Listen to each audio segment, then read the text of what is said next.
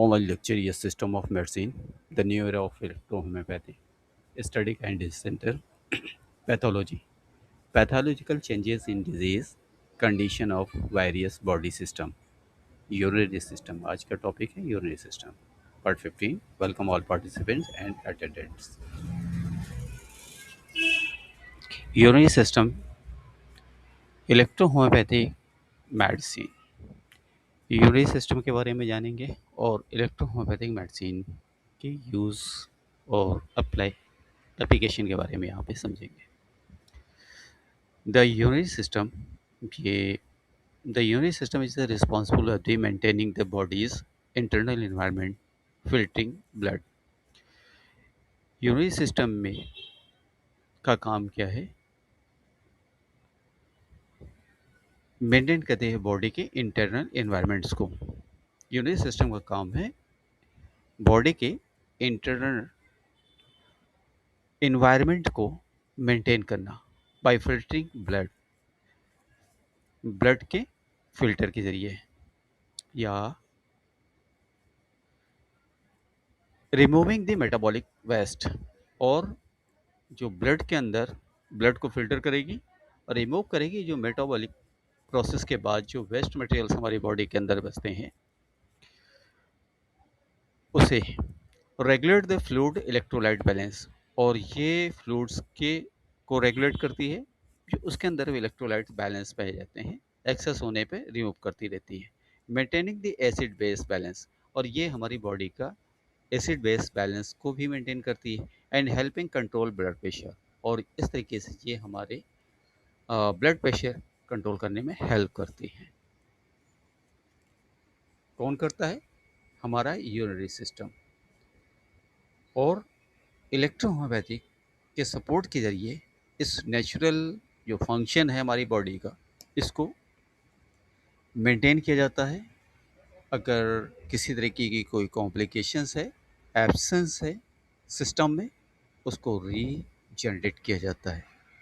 Structural अगर किसी तरीके का प्रॉब्लम क्रिएट कर गई है, किसी तरीके की लॉस हो चुका है, तो इस स्ट्रक्चर को रीबिल्ड किया जाता है यहाँ पर इलेक्ट्रोहोम्योपैथिक मेडिसिन के ज़रिए।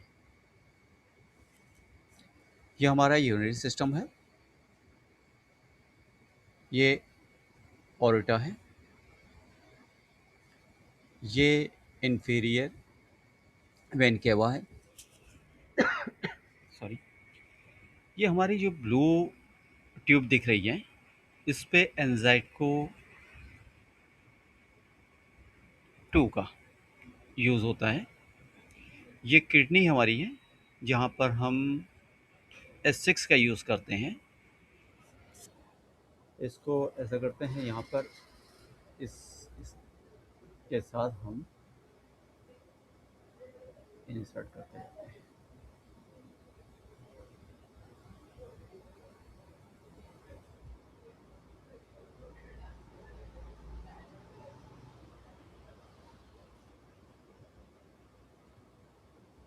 S6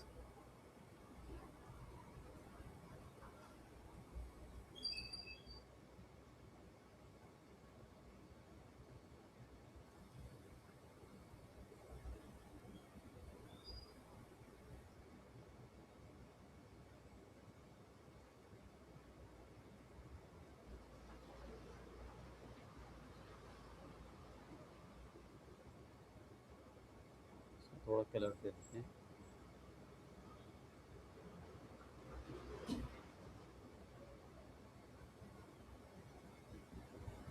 ओके,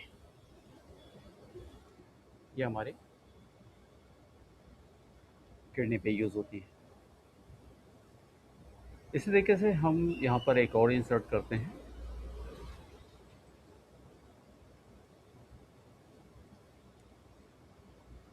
A2 के लिए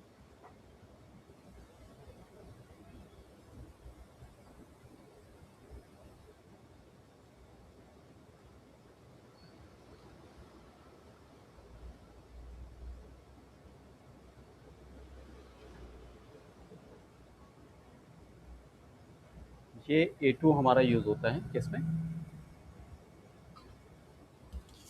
inferior vein cava पर।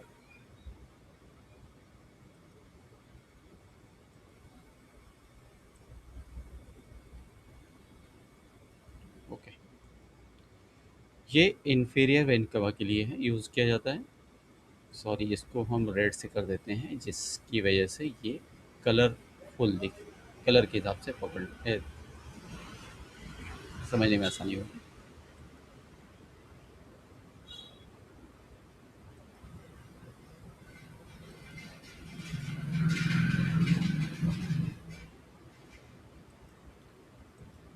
ओके, ये हमारे किडनी का स्ट्रक्चर हुआ, यूरिनरी सिस्टम का डायग्राम है। ऑल्टा के लिए हम यहाँ पे यूज़ करते हैं, सॉरी यहाँ से इसी को ही कॉपी करके ले लेते हैं।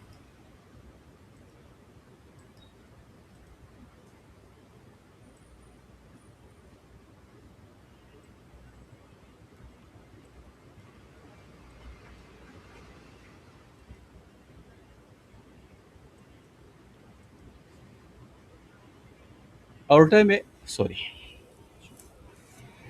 A1 का यूज़ होता है। और अगर नहीं समझ में आ रहा है किसी वजह से कि ऑल्टा में हम क्या यूज़ करते हैं, तो उस कंडीशन में हम A3 यूज़ कर लेते हैं। A3 के अंदर जैसे कि हमने बताया है पहले भी लेक्चर्स के अंदर कि A3 यहाँ पर हम यूज़ करते हैं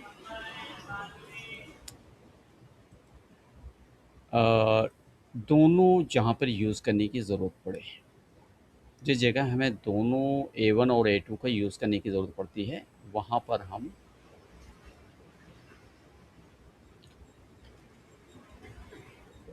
A3 का यूज़ करते हैं।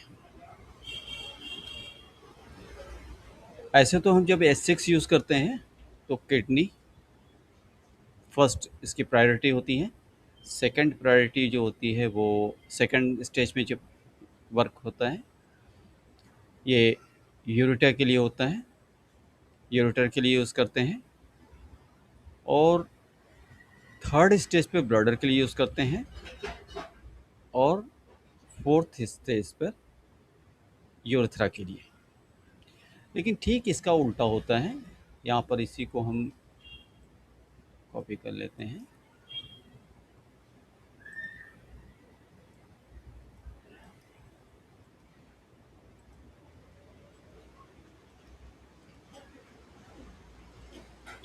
ये यहाँ पर S6 को हमने लिया है, लेकिन ये S6 नहीं यूज़ की जाएगी, यहाँ पर S2 आ जाएगा।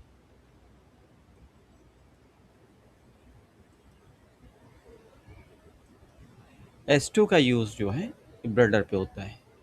ठीक इसके उलट होता है।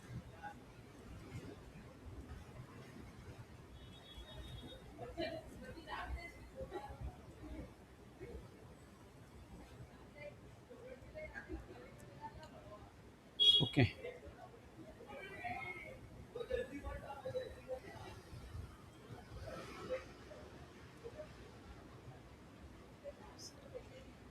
ये यहाँ पे देख सकते हैं S2 ठीक इसके रिवर्स काम करता है।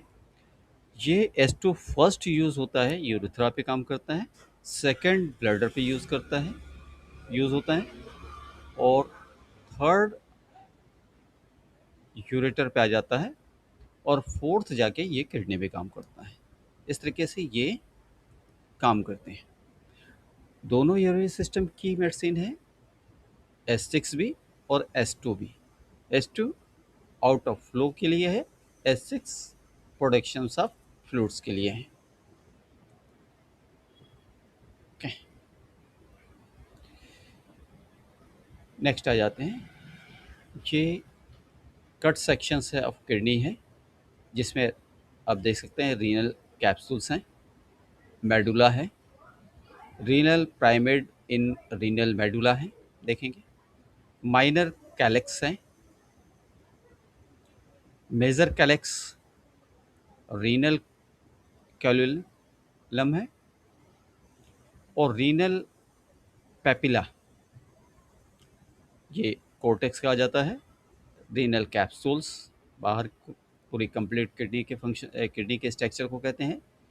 यूरेटर ये इन आ रहा है, यहाँ अंदर से किडनीज के बाहर आ रहा है। रीनल पैल्विक और रीनल वेन और रीनल आर्टरी, ये पूरा स्ट्रक्चर्स है। अब ये रीनल कॉलम का काम क्या है, ये आ, बाद में डिटेल्स करेंगे, क्योंकि ये अगर डिटेल करने जाते हैं तो ये अभी एग्ज़ाम्स में आपके लिए नहीं है, ये बैच जो ग्रेजुएशन कर रहे हैं उनके लिए आएंगे।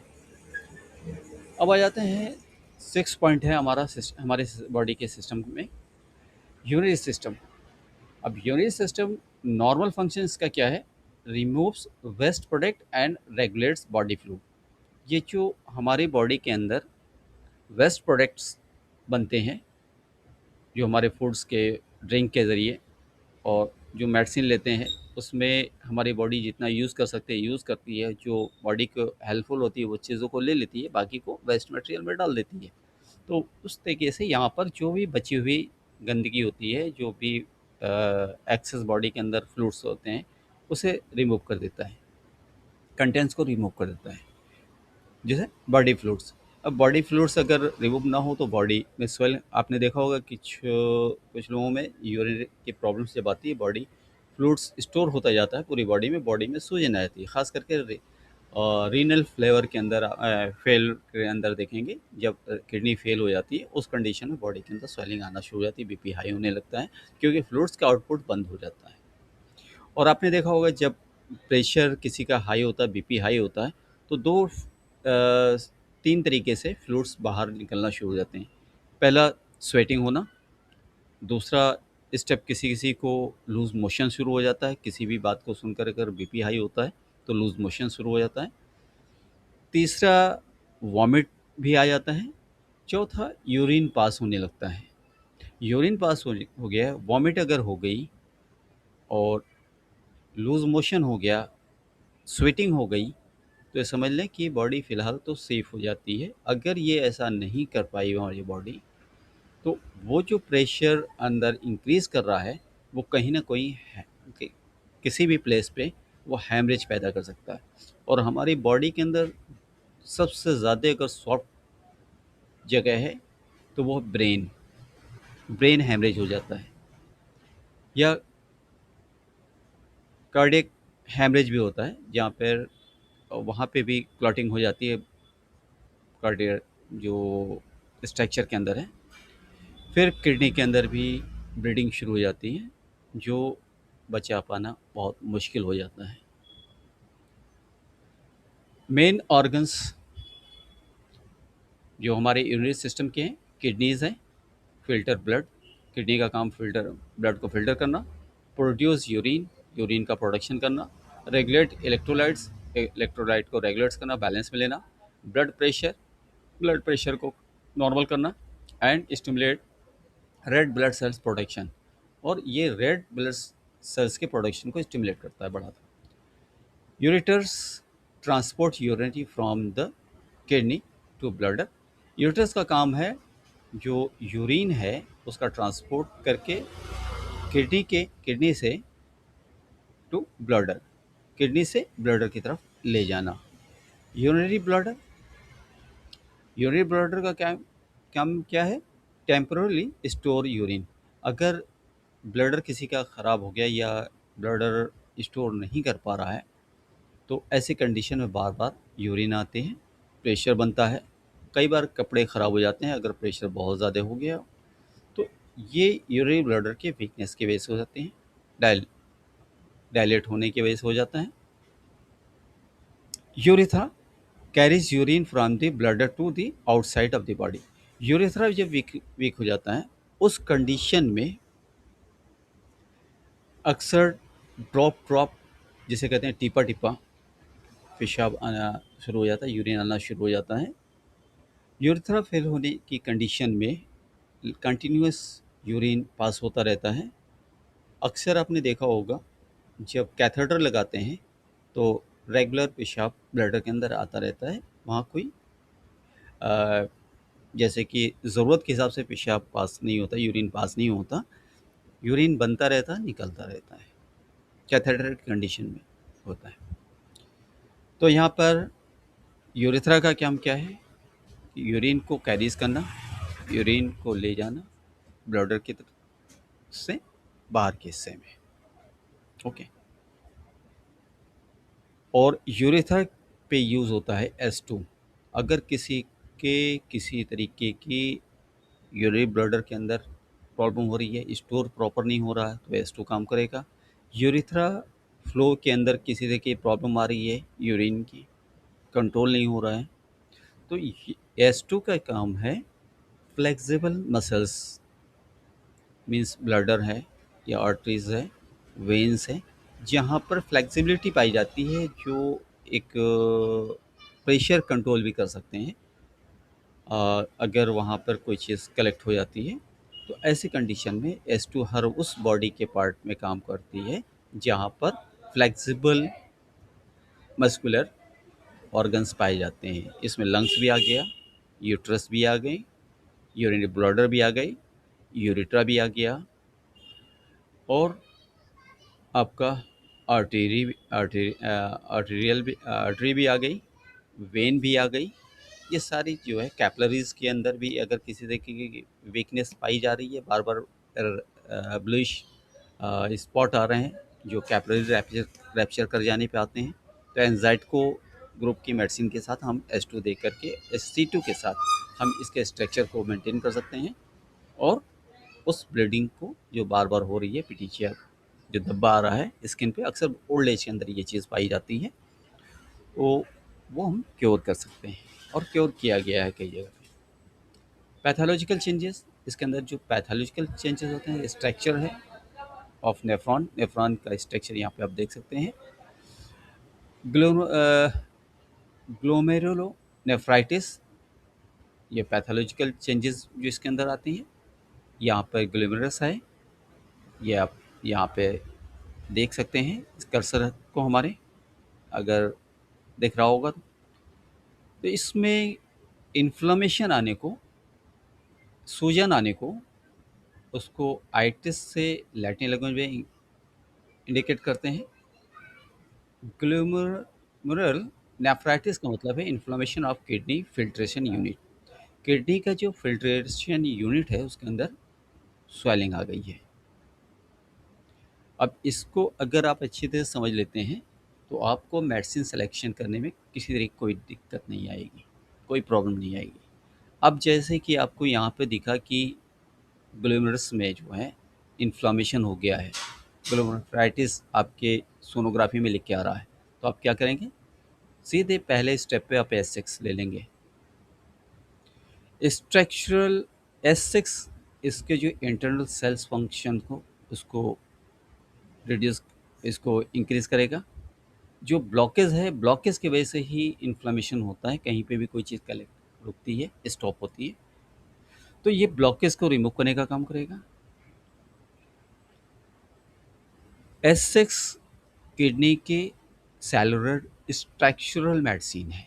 सेलुलर जो स्ट्रक्चर है किडनी का, अगर किसी तरीके की फिजियोलॉजिकल, सर्कुलेटरिकल किसी तरह की प्रॉब्लम, कॉम्प्लिकेशंस आ रही है, तो उसे दूर करने के लिए हम S6 का यूज़ करते हैं।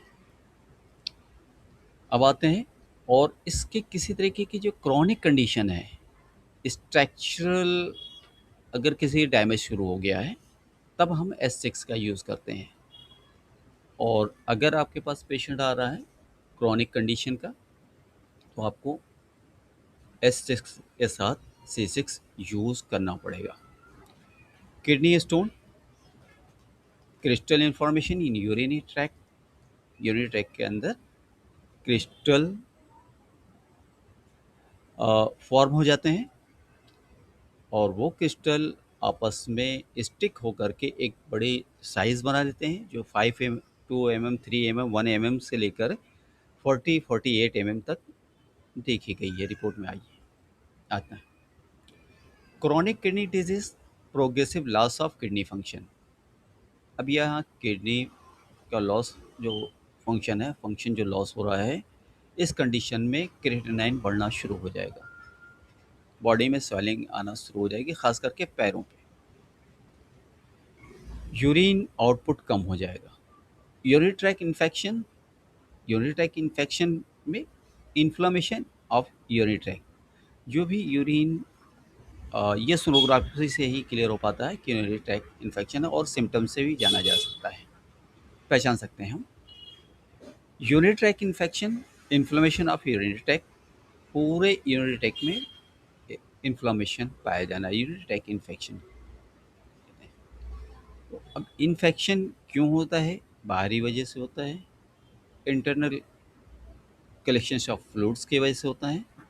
तो यहाँ पर हम क्या करते हैं, इलेक्ट्रोहोम्योपैथ में इन्फेक्शन क्या होता है, बॉडी इस लायक पहले बनती है कि वहाँ कोई भी बैक्टीरिया आकर के अपना अपने आप को स्टेबल कर लेता है। तो जैसे ही हम इलेक्ट्रोहोम्योपैथिक की कोई भी मेडिसिन किसी भी ऑर्गन के लिए यूज़ करते हैं, वो खुद अपने आप में एंटीजेंस डेवलप करना शुरू कर देती हैं, जो इन्फ्लेमेशन डेवलप कर रहे हैं, एंटीबॉडीज़ बनाना शुरू कर देती है, बॉडी को सपोर्ट करना शुरू कर देती है अगेंस्ट बैक्टीरिया के, मीन्स इम्यून सिस्टम इंक्रीज करती है। तो इसलिए अगर यूरिनरी ट्रैक इन्फेक्शन हम S6 देते हैं, तो इन्फेक्शंस वहीं से कंट्रोल में होना शुरू हो जाता है। अब इन्फेक्शन की कंडीशन को देखते हुए हम उसमें और भी मेडिसिनों को ऐड करते हैं।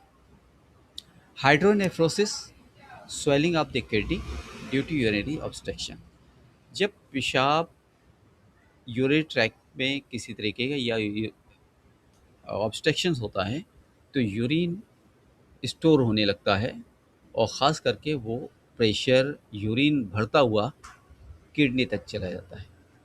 तो इससे हाइड्रोनेफ्रोसिस मीन्स नेफ्रॉन्स के अंदर स्टोर होना शुरू हो जाता है। तो इसे हम हाइड्रोनेफ्रोसिस कहते हैं, ये सोनोग्राफी से ही पता चलता है। इसके लिए भी आपको, अगर स्वेलिंग है किडनी पे यूरिनरी ऑब्स्ट्रक्शंस के लिए, तो हमें यूरिन के और फ्लो को बढ़ाना होगा, यूरिन को फ्लो कराना होगा, ऑब्स्ट्रक्शन को रिमूव कराना होगा। ऑब्स्ट्रक्शन के लिए हम फिजियोलॉजिकल जो फंक्शंस के लिए मेडिसिन है वो S6 है। स्ट्रक्चरल अगर किसी तरीके की कोई किसी तरीके की सिस्ट हुई है, या और भी कोई स्ट्रक्चरल जैसे कि लॉस हुआ है, तो उसे रिकवर करने के लिए, उसको रीबिल्ड करने के लिए हम C6 का यूज़ करते हैं।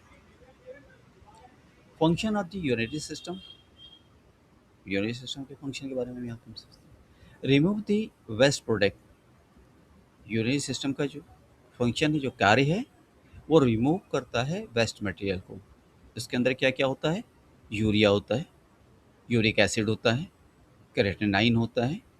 अब हम देखते हैं अगर बॉडी के अंदर यूरिया बढ़ रहा है पैथोलॉजिकल स्टडीज़ के अंदर, तो हम S6 को यूज़ करेंगे। उसकी हेल्प वाली जो मेडिसिन है, जो साइड सपोर्टिव मेडिसिन के साथ, यूरिक एसिड बढ़ रहा है, तो यूरिक एसिड के लिए भी हम S6 का यूज़ करेंगे। अगर किसी का क्रिएटिनाइन अगर बढ़ रहा है, तो हम S6 से ही सही ठीक करेंगे। क्रिएटिनाइन या यूरिक एसिड या यूरिया अगर हमारी बॉडी के अंदर बढ़ रहा है, तो कंप्लीट हम प्रैक्टिस ऑफ मेडिसिन अकॉर्डिंग जो भी इसमें स्ट्रक्चरल एबनॉर्मलिटीज़ आ रही है, जिन जिन जगह से ये बढ़ने के चांसेस हैं, उन सारी मेडिसिनों को S6 के साथ हम सपोर्टिव मेडिसिन के तहत यूज़ करेंगे। जैसे कि अगर किसी का क्रिएटिनाइन इंक्रीज़ कर रहा है, तो इसका मतलब है कि हमारी किडनी का फंक्शन कम हो गया है या बंद हो रहा है। तो ऐसी कंडीशन में हम S6 के साथ हम RE का यूज़ करना शुरू कर देंगे। RE का माइनर यूज़ करेंगे, उसी जगह पे हम WE का भी यूज़ कर सकते हैं। स्ट्रक्चरल किसी तरीके के एबनॉर्मलिटीज़ डेवलप हुई है, तो वहाँ पे C6 का यूज़ कर देंगे। अब वहाँ पर 2 सेक्शन है, एक है आर्टीरियल सप्लाई, एक है वेनस सप्लाई। तो आर्टीरियल या वेनस में से अगर किसी तरीके की कोई कॉम्प्लिकेशन आ रही है, तो उन दोनों में से कोई एक लेंगे। अगर नहीं समझ में आ रहा है, तो हम वहाँ पर A3 डायरेक्ट यूज़ कर लेंगे। ठीक है। मेंटेन्स वाटर बैलेंस, और ये रिमूव वेस्ट प्रोडक्ट को करके हमारा यूरिनरी सिस्टम मेंटेन्स करता है वाटर बैलेंस को बॉडी के अंदर। रेगुलेशन रेगुलेट्स सोडियम, सोडियम को रेगुलेट करता है। अगर सोडियम इंक्रीज कर रही है बॉडी के अंदर, तो हम sodium, potassium and other electrolytes अगर इंक्रीज कर रहे हैं, तो हमें उस जगह पे भी H6 का यूज़ करना होगा। ओके, जिसकी वजह से पीएच, बॉडी का पीएच अगर एसिड बेस बन रहा है, तो ये maintains acid base pH balance को मेंटेन करता है, बॉडी के पीएच को मेंटेन करता है। अगर किसी के यूरिन यूरिन में का पीएच चेंज हो रहा है, तब पर भी हम, और जब भी हम पेशेंट का ब्लड टेस्ट कराते हैं, तो यूरिन टेस्ट ज़रूर करा लें और पीएच को हम देखें, ट्रेस करें। अगर पीएच एबनॉर्मल हो रहा है जो उसके नॉर्मल कंडीशन से है, तो उसे हम एस के जरिए सहायक, ये जो सपोर्टिव मेडिसिन के तहत हम इस्तेमाल कर सकते हैं, यूज़ कर सकते हैं। हेल्प्स रेगुलेट ब्लड प्रेशर, अगर किसी का ब्लड प्रेशर बढ़ रहा है, रेनिन एंजाइटेंसिन सिस्टम की वजह से, तो हम यहाँ पर ब्लड प्रेशर के लिए एंजाइट को 1A1 या एंजाइट को 3 एस के साथ यूज़ करके करते हैं, जिससे ब्लड प्रेशर रेगुलेट हो जाता है। Produce erythropoietin for the blood cell formation, active with D R healthy bone. अब अगर किसी के विटामिन डी की डिफिशियंसी पाई जा रही है, तो उस कंडीशन में भी मुझे एरिथ्रोप्रोटीन पैक्टिन को प्रोड्यूस कराने के लिए डिफिशियंसी है, जिसके वजह से और विटामिन डी वर्क नहीं कर पा रहा है बॉडी के अंदर, कैल्शियम मेटाबोलाइज नहीं हो रहा है। तो जब तक विटामिन डी बॉडी के अंदर जो नॉर्मल क्वांटिटी में अगर नहीं होता, तब तक हमारी बॉडी को कैल्शियम नहीं मिल सकता, कैल्शियम की डिफिशियंसी कंटिन्यू बनी रहेगी। कैल्शियम को रेगुलेट करने के लिए हमें एस का यूज़ करना पड़ेगा। एस प्रोड्यूस कराएगा एरिथ्रोपेप्टिन को, जो रेड ब्लड सेल्स फॉर्मेशन भी करेगा और एक्टिव विटामिन डी और करे को प्रोड्यूस करेगा और हेल्दी बोन्स को सपोर्ट करेगा। ये यानी कि आप कह सकते हैं बोन को हेल्दी बनाएगा। Electrohomeopathic and urinary system, electrohomeopath और urinary system. According to traditional electrohomeopathic remedies select based on the individual constitution and system pattern. इसका जो इलेक्ट्रोहोम्योपैथिक यूज़ की जाती है, ऑर्गन और सिस्टम के बेस पे यूज़ की जाती है, इंडिविजुअल कॉन्स्टिट्यूशन और बॉडी के कॉन्स्टिट्यूशन को देखते हुए, जो उसके प्रिंसिपल्स हैं, जो फंक्शन है, काम करने का जो तरीका है, उसी के अकॉर्डिंग इसका सिलेक्शन होता है, system of pattern. The remedies as part of electrohomeopathic practice treatments for the urinary disease. और इस रेमेडीज़ का जो कि S6 है, इसका हम यूज़ करते हैं या इलेक्ट्रोहोम्योपैथी में यूज़ करते हैं सिस्टम को रीजनरेट करने के लिए। ओके, और यहाँ पर इलेक्ट्रोहोम्योपैथिक मेडिसिन है, ट्रेडिशनल इंडिकेशंस हैं। S1 और कैंसिलिसो, S1 के साथ C1 का यूज़ होता है generally. General lymphatic and metabolic support के लिए यूज़ किया जाता है। स्क्रोफोसो 5 मीन्स S5, कैंसिलिसो 10। Traditional use the for liver. देखिए जहाँ पर C1 यूज़ किया जा रहा है वो स्ट्रक्चरल एबनॉर्मलिटीज़ को दूर करने के लिए है, और जो इस एस स्क्रोफोसो ग्रुप S1 का यूज़ किया जा रहा है, एस ग्रुप का यूज़ इस्तेमाल किया जा रहा है, वो फिजियोलॉजिकल फंक्शंस को मेंटेन करने के लिए किया जा रहा है। तो यहाँ पे हम देख सकते हैं liver, spleen, pancreas, skin and metabolic disorders के लिए जो है हम फिजियोलॉजिकली इस्तेमाल कर रहे हैं S5 को, स्ट्रक्चरल हम यूज़ कर रहे हैं C10 को। तो C10 हमारी स्किन पे नहीं काम करेगी, स्किन के लिए हमें C5 वगैरह को यूज़ करना पड़ेगा, लेकिन यहाँ पर हम यूज़ कर रहे हैं लीवर, स्प्लीन और पैंक्रियाज के लिए, और मेटाबॉलिक डिसऑर्डर्स के लिए, जो इंटेस्टाइन से रिलेटेड करते हैं। Scrofloxacin 6 Cancer 6 used for kidney and urinary complaints. Regret as the diuretic supports. ये डायरेटिक सपोर्ट के लिए यूज़ की जाती है अगर किसी का यूरिन कॉम्प्लिकेशन पाई जाती है तो। S2C2 means Escrophloso 2 और Cancereso 2 traditional associate with the urinary and metabolic disturbance. इसका यूरिनरी सिस्टम के लिए भी यूज़ किया जाता है और मेटाबॉलिक डिस्टर्बेंस के लिए भी यूज़ किया जाता है। एंजाइटको 2 A2 support the venous and circulation function.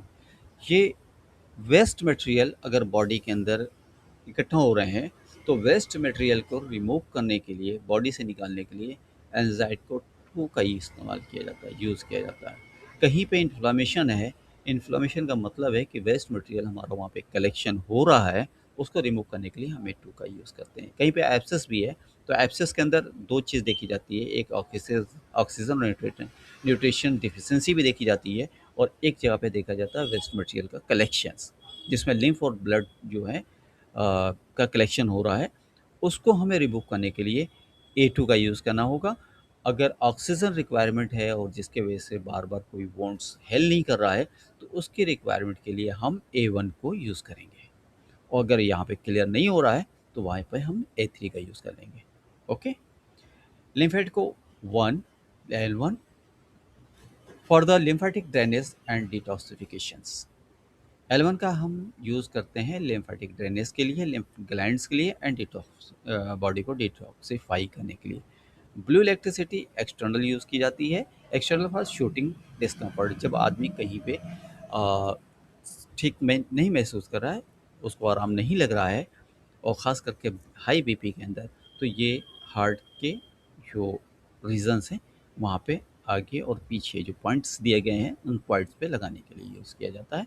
अगर नहीं समझ में आता है तो हार्ट का जो लोकेशन है, लोकल एरिया है, उनके पास इसे बाहर से लगाया जाता है। वाइट इलेक्ट्रिसिटी एक्सटर्नल यूज़ के लिए भी यूज़ की जाती है, इंटरनल भी यूज़ की जाती है। दोनों भी इलेक्ट्रिसिटी हमारे वहाँ इंटरनल एक्सटर्नल। एक्सटर्नल ज़्यादा मतलब इंटरनल एक्सटर्नल दोनों यूज़ करने से क्या होता है, तेज़ इफ़ेक्ट मिलता है, हमारे बहुत फास्ट इफ़ेक्ट होता है। Applied external inflammation and pain relief. अक्सर देखा गया है भी, हमारे पास पेशेंट आ रहे हैं, पहले तो हम नहीं यूज़ करते थे वाइट इलेक्ट्रिसिटी को, बना के रख लिया ऑयल के अंदर। जैसे ही पेशेंट आता है एब्डोमेन वगैरह पेन के लिए होता है, तो जब भी अप्लाई कराते हैं फ़ौरन आराम मिल जाता है और किसी भी तरह की पेन सिर्फ वाइट इलेक्ट्रिसिटी ऑयल में हमने बना के रखा है, उसी से ही कंट्रोल आ जाता है पेशेंट। मेडिसिन पिलाने खिलाने की ज़रूरत नहीं पड़ती, लेकिन ये है कि मेडिसिन देना ज़रूरी है क्योंकि इंटरनल जो उसका इन्वायरमेंट है, जो उनका कॉन्स्टिट्यूशन है और जो कॉम्प्लिकेशंस उसको रिमूव करने के लिए, वेस्ट मटेरियल को निकालने के लिए और डेफिशिएंसी को रिमूव करने के लिए हमें इंटरनल यूज़ की करनी होती है। Okay. Common urinary condition, medical evolution और रिकमेंडेड। जो कॉमन जो है यूरिनरी कंडीशंस हैं और मेडिकल जो तरक्की की है उसके अंदर जो रिकमेंड किया गया है, यूरिनरी ट्रैक इन्फेक्शंस है जिसको नाम दिया गया है, किडनी स्टोन्स है, फ्रिक्वेंटली यूरिनेशंस है, पेनफुल यूरिनेशंस है, यूरिनरी रिटेंशंस हैं, बार बार पेशाब आना। पेनफुल यूरिनेशन का मतलब दर्द के साथ यूरिन पास होना। फ्रिक्वेंटली यूरिनेशन मीन्स जो क्वांटिटी है उसमें एबनॉर्मलिटीज़ पाई जा रही है। यूरिनरी रिटेंशन क्या है? बिनाइन प्रोस्टेटिक इन्लार्जमेंट इन मेन। ये प्रोस्टेट इन्लार्ज करना जिसकी वजह से यूरिन लॉक हो जाता है, ये मेल के अंदर पाया जाता है, मेन के अंदर होता है। क्रोनिक किडनी डिजीजेस, पुरानी जो भी किडनी डिजीज हैं, परसिस्टेंट यूरिनरी सिस्टम्स, फीवर, और इन सब में अक्सर देखा गया है fever, blood in the urine, severe flank pain और are the reduce the urinary output, require promote prompt evolution to qualified medical professional. अब ये क्वालिफाइड जो बार बार दिया जा रहा है, क्वालिफाइड में वो भी हैं जो हमारे वहाँ जो एक्सपीरियंस रखते हैं, हाई क्वालिफिकेशन के साथ जो प्रैक्टिशनर्स हैं उनके लिए भी है। और अगर नहीं समझ में आता तो हम दूसरी भी जो मॉडर्न मेडिकल साइंस है उसके लिए भी रेफ़र कर सकते हैं। अगर कोई इमरजेंसी दिख रही है, और हमें तो ज़रूरत नहीं पड़ती, ज़्यादातर हम खुद ही केस हैंडल कर लेते हैं। फ़ीवर में, अगर फ़ीवर आ रहा है तो एस6 के साथ हम देंगे, ब्लड आ रहा है तो बी दे देंगे। सीवियर पेन, फ्लैंक है, पेन है, तो इसके अंदर अगर सीवियर पेन है तो डब्ल्यू के साथ देंगे, डब्ल्यू एक्सटर्नली देंगे और इंटरनल भी यूज़ करेंगे।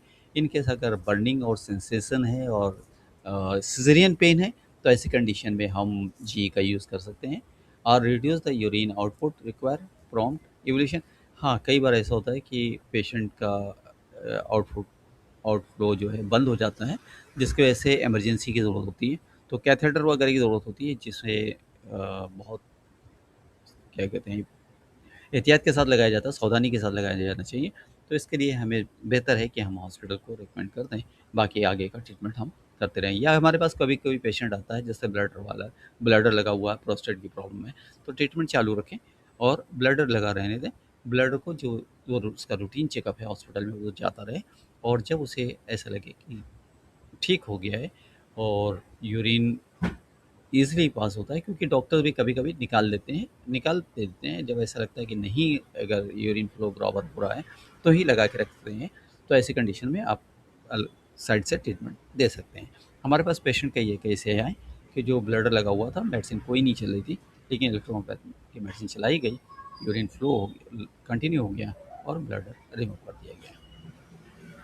सिम्टम्स, इनमें जो लक्षण पाए जाते हैं, painful urination, blood in urine, खास करके ये इसे बहुत केयर करनी है। Reduce urine output, back pain, oedema, अगर किसी का सूजन देखी जा रही है, बैक पेन देखी जा रही है और यूरिन आउटपुट रिड्यूस कर रहा है।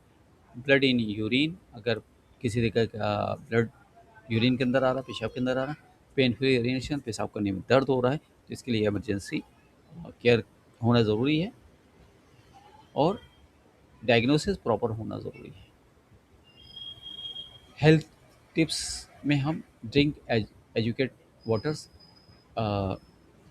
पानी को खूब पिएँ, लिमिट एक्सरसाइज, एक्सरसाइज कुछ लिमिट में करना चाहिए, sorry, limit excess salt intake, salt नमक के अंदर जो है, जो ज़्यादा लेते हैं वो लिमिट में लें अगर ऐसी कोई प्रॉब्लम आ रही है, और ख़ास करके 40 के बाद नमक, सॉल्ट का यूज़ कम करना चाहिए। Control blood sugar and blood pressure, अगर ऐसा कुछ है, ब्लड शुगर है, ब्लड प्रेशर है, तो उसे कंट्रोल किया जाए। Avoid smoking and excessive alcohol, और स्मोकिंग जैसे कि धूम्रपान करना, सिगरेट, पान, गुटखा, मसाला या इस टाइप की कोई चीज़, अल्कोहल वगैरह का, दारू वगैरह के, उसका अवॉइड करें। और इसमें टोबैकोस भी आ जाता है। Maintain the health, the weight, health, जो वेट है उसको मेंटेन किया जाए प्रॉपर।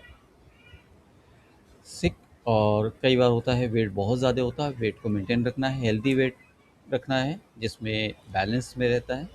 सिक, timely medical care unity sector, अगर बीमार हैं तो टाइमली मेडिकल केयर कराते रहें, अपने जांच करते रहें। अगर किसी तरीके कोई सिम्टम्स पाया जाता है, ये पेशेंट को एडवाइस देने की चीज़ है, ये हमें समझने की ज़रूरत है कि हमें पेशेंट को इस चीज़ को कह के रखना है कि अगर आपको किसी तरीके की कोई कॉम्प्लिकेशन लगे या कोई प्रॉब्लम्स आए, कोई लक्षण अगर दिखता है, तो आप फ़ौरन कांटेक्ट करें। आप सेल्फ भी कर सकते हैं, जैसे कि प्रैक्टिस कर रहे हैं, आप खुद के लिए भी कर सकते हैं, और इमरजेंसी में हॉस्पिटल के लिए भी रेफरेंस कर सकते हैं, रेफ़र कर सकते हैं, या रिकमेंड कर सकते हैं, क्योंकि वो कभी इमरजेंसी में ऐसा ना हो कि आपके पास दौड़ रहा हो और आपके पास वो इमरजेंसी केयर करने का कोई साधन ना हो, और रात निकाल दे और सुबह पता चला कि उसकी सीरियस कंडीशन हो है। ऐसी कंडीशन में पेशेंट को इमरजेंसी में ही भेज देना बेहतर है। Educational note, electrohomeopathic is the consider and alternative system of medicine. ये इलेक्ट्रोहोम्योपैथिक एक अल्टरनेटिव मेडिसिन है। Claim regarding the effectiveness or the treated urinary disease have not been established। यही वही चीज़ दी जा रही है, हालांकि इससे कोई नहीं है कि अभी इसका कोई डेटा मौजूद नहीं है, जबकि डेटा मौजूद हो चुका है, इस डेटा को रजिस्टर्ड नहीं कराया जा सकता है। ये जो क्लिनिकल इन्वेस्टिगेशन हो रही है या होने जा रही है, या फिर गवर्नमेंट के ऑर्डर्स आ रहे हैं, उसमें डेटा ही मांगा जा रहा है, जो यहाँ पे नॉट डेटा अवेलेबल जो बताया जा रहा है। तो इसकी पूरी कोशिश की जा रही है, आप लोग भी प्रैक्टिस में कोशिश करें। जब भी प्रैक्टिस करें डेटा उसको रखें, हमारे पास जो प्रोग्राम बना हुआ है उस प्रोग्राम की कॉपी ले करके क्लिनिक में रखें और उसको फिल करें और फिल करने के बाद काउंसिल को जमा कराएं रेगुलर, जिसके वजह से फिर ये जो नॉट डेटाबेस है और या इस्टेब्लिश हुई जो शो करते हैं वो इजली एक डेटाबेस मेडिसिन में कन्वर्ट हो सकते हैं। Okay, thank you. आज का लेक्चर यहाँ कंप्लीट होता है। किस तरीके अगर कोई डाउट है तो आप